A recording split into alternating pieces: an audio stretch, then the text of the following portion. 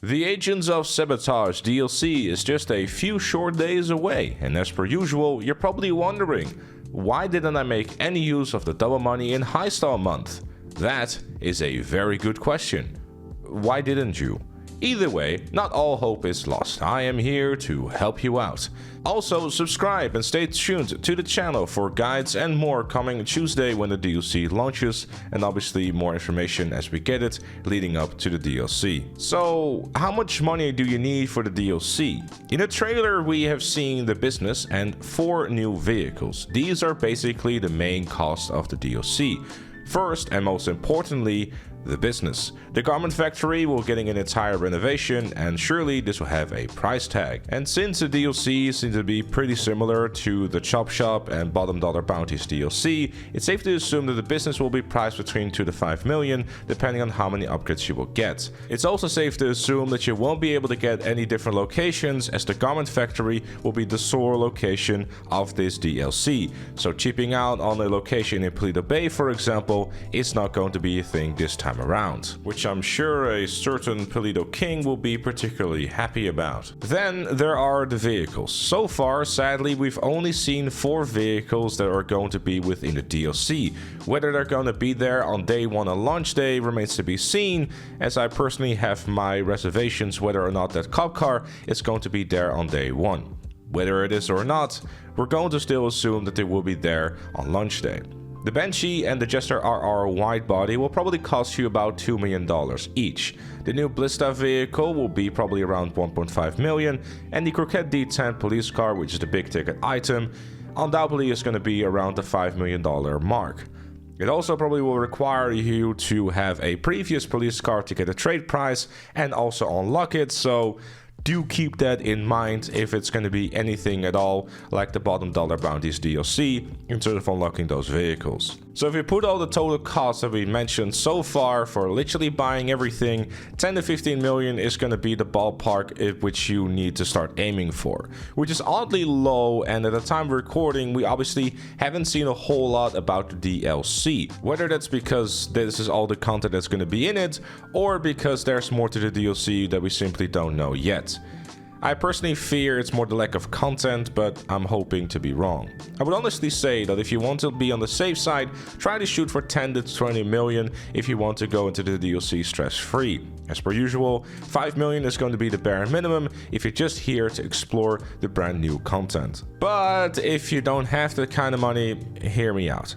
As per usual, you want to start with all the things that you already own.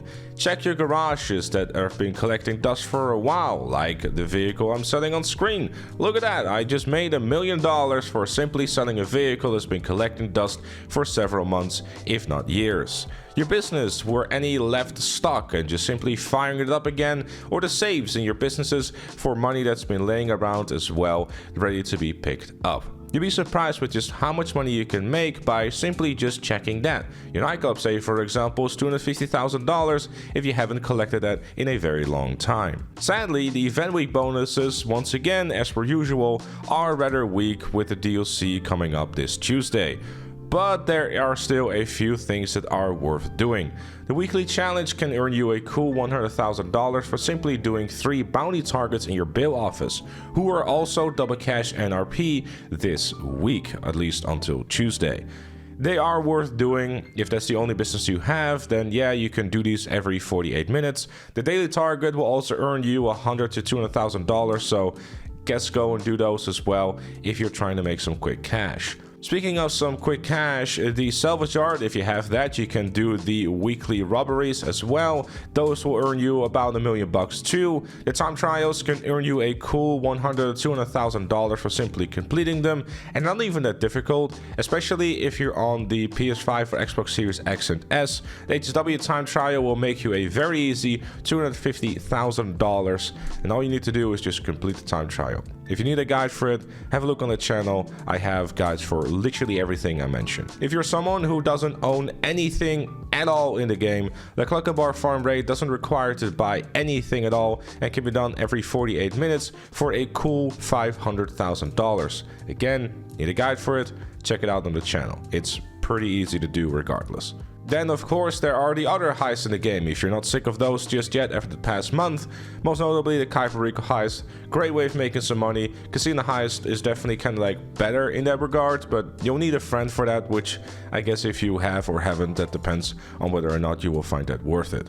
And again, if you're kind of lost with what to do and how businesses work, and if you need some refreshings on that sort of stuff, I've done an ultimate business guide on every single business in the game. I've recently done an updated guide on Kuiper Rico and casino heist guides. Everything is on the channel, so if you need anything, I'll leave some links in the description down below so you can check those out for yourself if you need some refreshers or if you're completely new to it as well. And finally, the most important thing of all, you don't have to buy everything on day one. If you're unsure whether or not the business is worth it, wait until I made my guide on it or give you my thoughts about it. Same thing for vehicles, wait until the general consensus about them is there. Is it slow? Is it fast? Is it worth grabbing at all? Does it have HSW upgrades? Does it have agency updates? Etc, etc. Just wait until the information is there so you can, as always, make an educated guess whether or not it will make your money's worth. But with that said, that's it for this one. Thanks everyone for watching. If you enjoyed it or found it useful, leave a like, subscribe, and become a member like Chloe, GTA Plus, and Notorious GM. And I'll see you all later.